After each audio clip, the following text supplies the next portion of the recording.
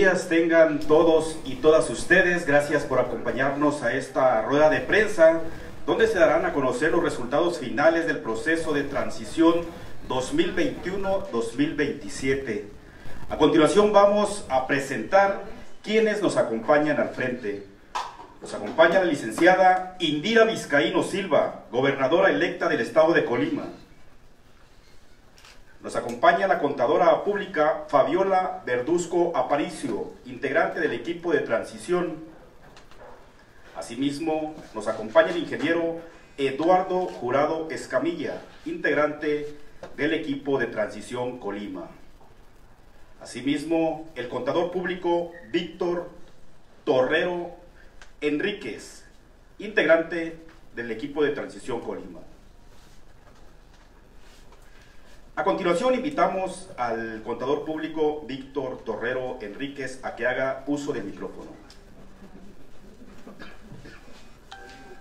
Muy buenos días, gobernadora Indira Vizcaíno Silva, a mi compañera Fabiola Aparicio, mi compañero Eduardo Jurado, y muy buenos días en especial a las y los reporteros que el día de hoy nos acompañan, representantes de los diversos medios de comunicación que se encuentran hoy aquí en esta casa de transición, la cual se ha convertido en un espacio para escuchar de manera continua a la gente, pero donde también hemos tenido la oportunidad, gracias a ustedes, de poder informar de manera directa a las y los colimenses sobre la situación que guarda este proceso de transición en materia de administración y de finanzas.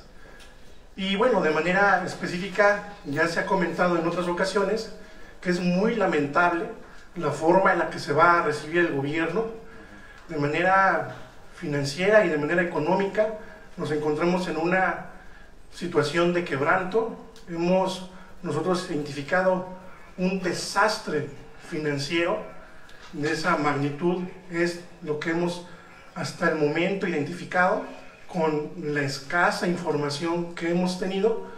Y de manera específica, bueno, pues hoy vamos a darles un informe, un balance sobre los diversos puntos que creemos tienen mayor relevancia, y pues me voy a permitir en este momento hacer una exposición sobre cómo están integrados los pasivos, la deuda con la que se va a recibir el próximo gobierno, que ya se ha dicho en otro momento asciende a más de 11,000 millones de pesos.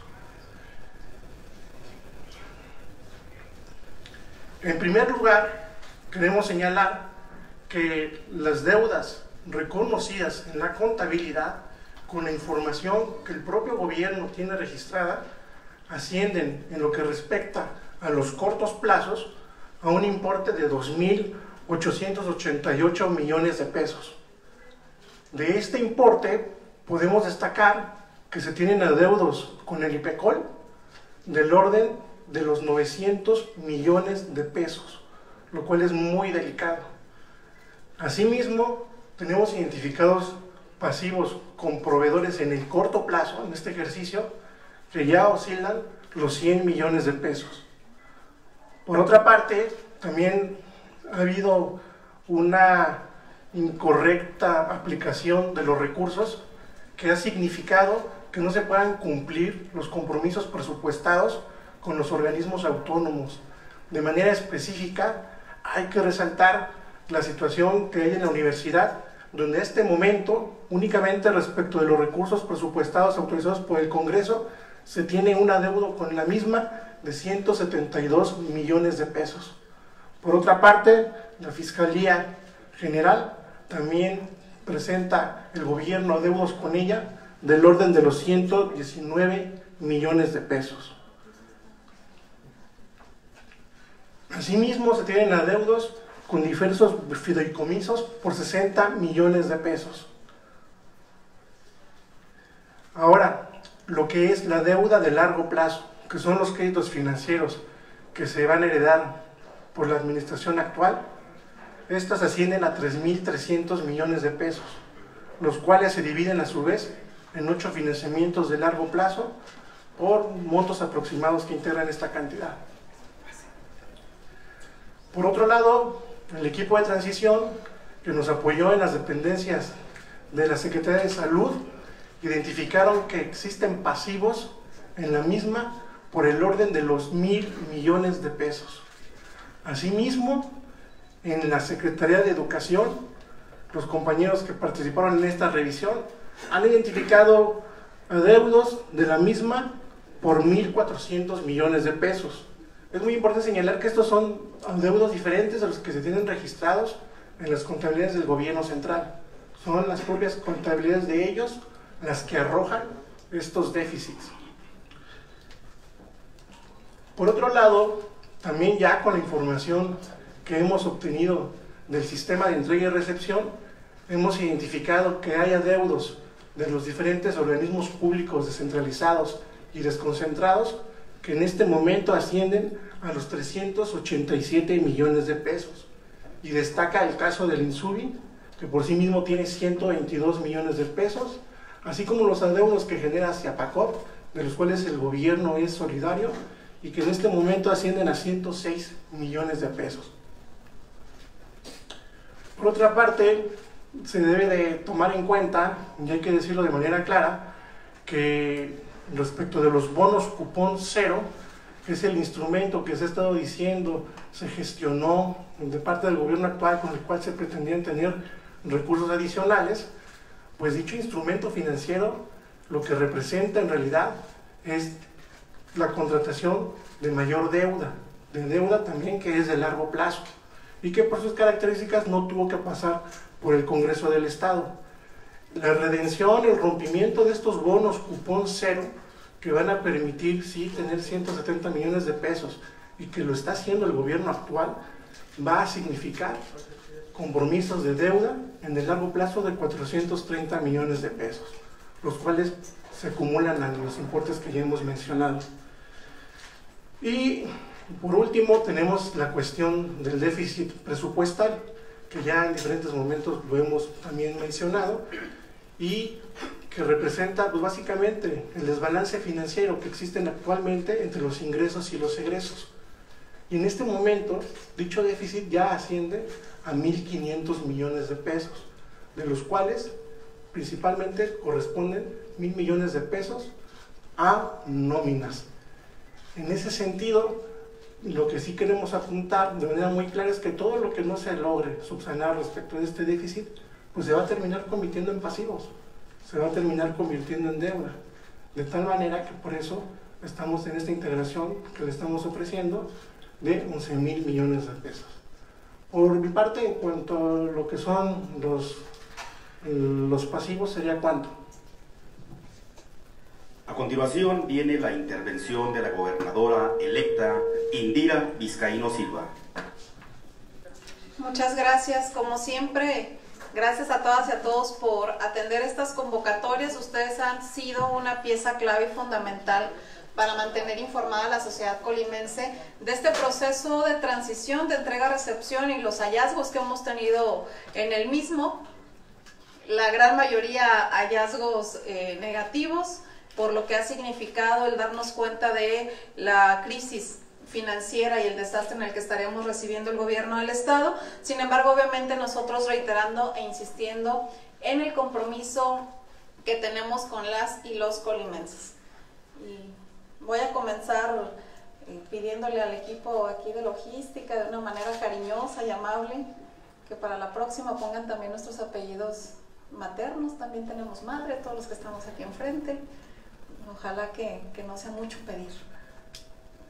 Pero bueno, a ver, del asunto que nos tiene aquí reunidos el día de hoy, efectivamente ya hemos venido platicando con ustedes semana con semana, transparentando cómo estamos recibiendo o cómo estaremos recibiendo el gobierno del Estado. Primero se hablaba de una deuda a largo plazo de 3,500 millones de pesos, después nos fuimos dando cuenta de los pasivos que había con proveedores y que son del monto de 2,800 millones de pesos aproximadamente, que se sumaban a los 3,500. Luego nos fuimos dando cuenta de otros adeudos que había que son importantes, como el de la Secretaría de Salud por alrededor de 1,000 millones de pesos, y luego en la Secretaría de Educación, y así se han venido sumando hasta que el día de hoy nos hemos encontrado con un adeudo de más de 11,000 millones de pesos que informábamos la semana pasada. Sin embargo, hasta el día de hoy, el avance del proceso de entrega-recepción se encuentra en aproximadamente un 70%. Si bien es cierto que ya nos entregaron las claves a las que estaban obligados por ley y que son parte del proceso de entrega-recepción para que las diferentes áreas puedan entrar a un sistema, los diferentes equipos de transición puedan entrar a un sistema en el que visualizan el estado de cada una de las dependencias, también lo cierto es que en muchos de los rubros, de los conceptos y demás, simple y sencillamente en este sistema han cargado, no aplica entregar la información, no aplica subir al sistema la información, y por lo tanto nos encontramos que por mucho que ya tenemos un acceso total al sistema, no han dispuesto la información completa de las dependencias, y que esto desafortunadamente seguro nos llevará a que no tendremos nosotros acceso a esta información sino hasta que concluya el proceso de entrega-recepción y físicamente conozcamos los detalles profundos que hay en cada una de las dependencias, y que esto se hará de la mano con la auditoría que hemos anunciado. Pero esta deuda que hasta el día de hoy se ha identificado de más de 11,000 millones de pesos, un poco hay que revisar qué es lo que significa para las y los colimenses. Significa que cada uno de las y los colimenses, cada niña y cada niño que nace en Colima, deben 15,000 pesos aproximadamente, que son una consecuencia de este desastre financiero del actual gobierno. Y les ponemos un ejemplo, porque mucho ha dicho el gobierno saliente que todo esto tuvo que ver porque se autorizó una ley de disciplina financiera justamente que obligaba a que los gobiernos salientes paguen sus cortos plazos antes de concluir, y que eso era lo que había generado el desbalance financiero, porque en 2021 contrataron cortos plazos, bueno, de 2020 para 2021, de más de 1,000 millones de pesos, 1,200 millones de pesos que tuvieron que pagar en julio. Sin embargo, el desastre real no está ahí. Si nosotros nos vamos hacia atrás, encontramos cómo en 2016 la contratación de cortos plazos por el gobierno entrante en ese momento, que tenía que hacer todo el cierre de fin de año, fue de solamente 200 millones de pesos. Que para 2017 contrataron cortos plazos por 550 millones de pesos. Estos son contratos de deuda que se hacen por un solo año. Que para 2018 creció de 550 a 1,450 millones de pesos, en 2019 a 1,573 y en 2020 a 1,210. Es decir, si hubieran mantenido el gasto y la disciplina financiera que se tenía desde el primer año, lo máximo que se hubiese contratado hubiesen sido estos 200 millones de pesos que se contrataron en el primer año y no estos 1,200 millones de pesos. Ahí encontramos por lo menos un gasto excedente de alrededor de 1,000 millones de pesos. Pero esta indisciplina financiera que ha llevado a contratar cortos plazos, que ha llevado a generar deuda, implica que solamente en este sexenio del 2016 al 2021 se han pagado de intereses, solo de intereses, 1,700 millones de pesos. Esto equivale al 10% del presupuesto anual de nuestro estado. Dinero que se pudo haber utilizado en programas sociales para combatir la pobreza, que se pudo haber utilizado en el fortalecimiento de la seguridad pública o incluso en el pago al Instituto de Pensiones, que como ya se dijo, se le adeudan alrededor de 900 millones de pesos. ¿Qué otras inconsistencias o errores hemos encontrado? También ya lo hemos mencionado, pero ahora lo diremos de manera puntual. Ingresos que se sobreestimaron. Es decir, en el 2021 ellos registraron que el gobierno del estado generaría ingresos por 2,189 millones de pesos, de los cuales hasta el día de hoy solamente se han ingresado 1,250, es decir, casi 1,000 millones de pesos menos. Es decir, intentaron mentir en el presupuesto, en la ley de ingresos, y por lo tanto ejercieron el gasto de casi 500 millones de pesos que no existían, que no tenían en cuentas, que no iban a recaudar y que ahora se han convertido en un déficit. Solamente en 2021 este déficit de 500 millones de pesos se genera solo con proveedores. Ahí 500 millones de pesos solo proveedores, solo en 2021, que se están adeudando y que por supuesto se suman al resto de pasivos de corto plazo. Otro ejemplo, el famoso C5I. En 2017 se autorizó que año con año se generaría y se aprobó en cada presupuesto anual un monto de 161,5 millones de pesos para pagar la construcción y equipamiento de este C5I, que costaría 808 millones de pesos aproximadamente. Sin embargo, a pesar de estar presupuestado este pago anual de 161 millones de pesos, el mismo nunca se ejerció de manera acercada a esta cantidad, o se ejerció en menor medida o no se ejerció. Y eso llevó a que el año 2021, ustedes recordarán, se solicitara un crédito a largo plazo por alrededor de 700 millones de pesos, de los cuales 500 millones iban para el pago de este C5I, es decir, de 808 que se programaron año con año, 500 no se pagaron y se solicita este crédito a largo plazo, que por cierto parece que aún hay adeudo con esta empresa y con este proyecto. Pero adicionalmente esos 808 millones de pesos, solo en 2016 se identificó un pago por 180 millones de pesos adicionales de estudios y evaluación del proyecto del C5I. Es decir, que el C5I está costando alrededor de 1,000 millones de pesos y se sigue adeudando una cantidad importante. Para el 2018, otro ejemplo más, en el Congreso, en el presupuesto, se autorizó 1,700,000 pesos por concepto de asesorías.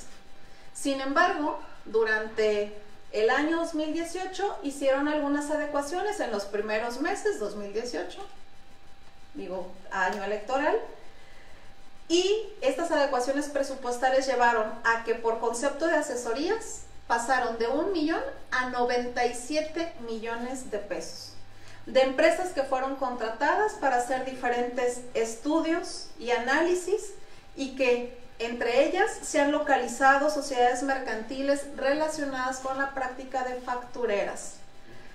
Prácticamente todos estos 97 millones de pesos se adjudicaron de manera directa, con oficios de excepción, sin llevar a cabo los procesos de licitación que marca la ley. Estas adjudicaciones directas con oficios de excepción se convirtieron en un hábito, en una práctica cotidiana y común de la Secretaría de Finanzas. Y por último, en el tema de turismo, actualmente se deben más de 10 millones de pesos al Fideicomiso de Promoción Turística. Sin embargo, el impuesto sobre hospedaje nunca se ha dejado de cobrar o de recaudar.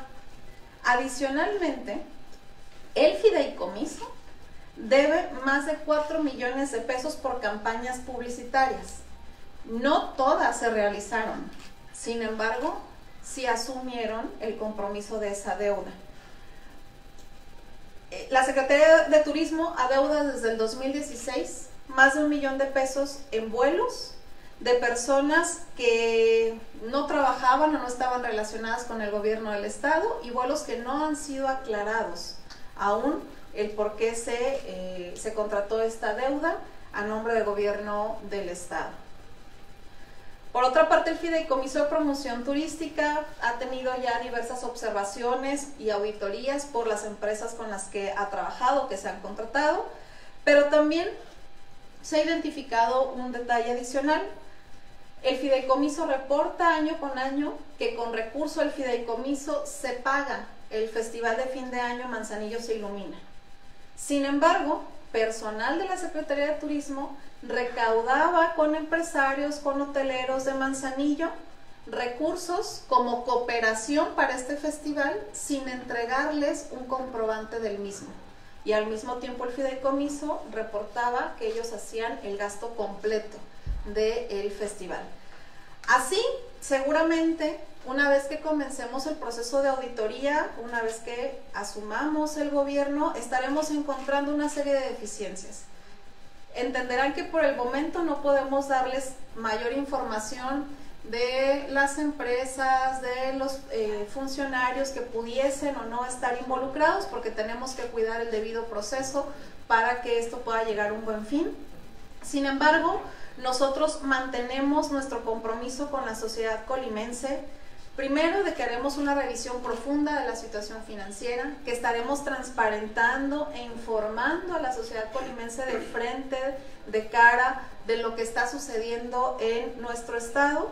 Por otra parte también de que llevaremos a cabo la auditoría con la que nos comprometimos. Esa es la única forma de entrar a las fibras profundas de qué es lo que sucedió en Colima financieramente en los últimos años, y también de encontrar los elementos que nos puedan ser de utilidad para que si hay personas que cometieron irresponsabilidades, en todo caso se pueda actuar en consecuencia, y de haberlo, insistir, nosotros haremos los procesos que nos correspondan y que estén a nuestro alcance y en nuestro ramo de obligación.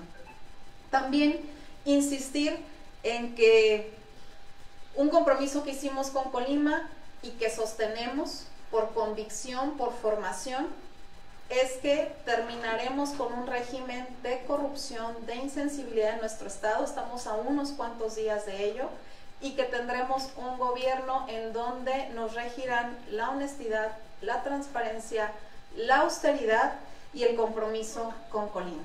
A todas y a todos, muchísimas gracias nuevamente por acompañarnos. A continuación viene un espacio para 3 preguntas, por lo cual les voy a pedir levantar la mano para pasarles el micrófono. Gobernadora, buenos días. Sin ser especialista jurídico ni nada de esto, pero en este mar de información que nos has compartido en las últimas semanas, es evidente, y con documentos, que se configuran delitos penales. La sociedad del pueblo de Colima ya ha emitido un veredicto de la actual administración, calificándola como el peor gobierno que ha habido en la historia de Colima. La pregunta concreta es, una vez que termine esta administración, ¿no hay riesgo de que se vayan quienes pueden ser los presuntos responsables de este desfalco? Que se vayan. Que se vayan de Colima, que se vayan, que se fuyen. Digo, los riesgos siempre existen y hay personas que siempre pueden tomar decisiones incorrectas, inmorales, inadecuadas. Tan es así, el ejemplo más claro es el desastre que vamos a recibir. Pero nosotros haremos lo que nos corresponde, es decir, desde el momento en que tengamos todos los elementos y la información necesaria, si hay estos elementos para proceder jurídicamente en contra de exfuncionarios, tendremos que hacerlo por obligación, y entonces serán las autoridades judiciales quienes tendrán que hacer lo conducente para restringir, si es el caso, porque eso sucede en delitos graves, la movilidad de quienes puedan estar implicados o involucrados en la aclaración de algunos de estos temas. Bueno, gobernadora, con el tema de IFECOL actualmente se están haciendo algunas actividades, hay una reina electa, también se anuncia una cabalgata para el domingo. ¿Le darás continuidad a estas actividades? Y también existe una deuda a comerciantes que se les pidió un dinero previo a estos inicios de las actividades. ¿Hasta el momento tienes el dato de cuánto se les debe y cómo se les pagará? No tenemos la información. Nosotros continuaremos con aquellas actividades que no pongan en riesgo la salud de las y los colimenses.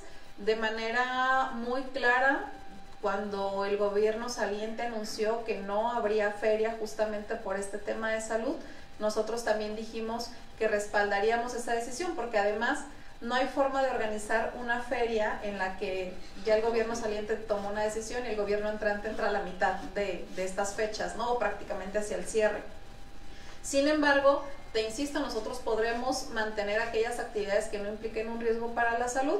Y del otro asunto, pues me parece bastante delicado que, habiéndose ya declarado, anunciado que no habría feria, si hubiese cobrado a comerciantes, si hubiese cobrado a empresarios que luego buscan un espacio en la feria de Colima. No tengo el dato exacto de cuánto recurso se esté adeudando, pero por supuesto que lo atenderemos y actuaremos también en consecuencia. Buenos días. Acaban pues de exponer una serie de presuntas irregularidades financieras.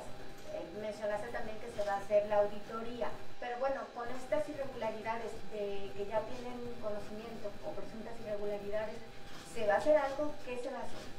Sí, a presentar los procesos que correspondan, administrativos, penales, judiciales que correspondan, según sea el caso. Por aquí alguien decía, puede haber incluso algunos que puedan formar delitos. Sin embargo, no todas las observaciones caen necesariamente en el campo de un delito. Algunas pueden ser administrativas y demás, pero todas pueden tener consecuencias, todo aquello que se hizo de manera indebida. Y nosotros lo estaremos haciendo una vez que arranque nuestro gobierno. ¿Y por qué digo que cuando arranque el gobierno? Porque antes no tenemos personalidad jurídica. La personalidad jurídica la adquirimos hasta que una servidora toma protesta, nuestras compañeras y compañeros también toman protesta como funcionarios del gobierno estatal. Y es prudente que llevemos a cabo la auditoría para poder tener todos los elementos y entonces evitar que por falta de información o de algún dato en específico estos procesos puedan no avanzar de manera como lo queremos todas y todos, ¿no? Que es para hacer justicia. Asumiendo que la auditoría se va a hacer, ¿cuándo pueden tenerse resultados concluyentes de esa auditoría? La auditoría empieza el día 1 y se irá haciendo seguramente también por áreas y por etapas, pero lo tendremos entre 2 y máximo 3 meses, que es el tiempo que también nos marca la ley para poder generar cualquier observación que encontremos en este proceso de entrega-recepción.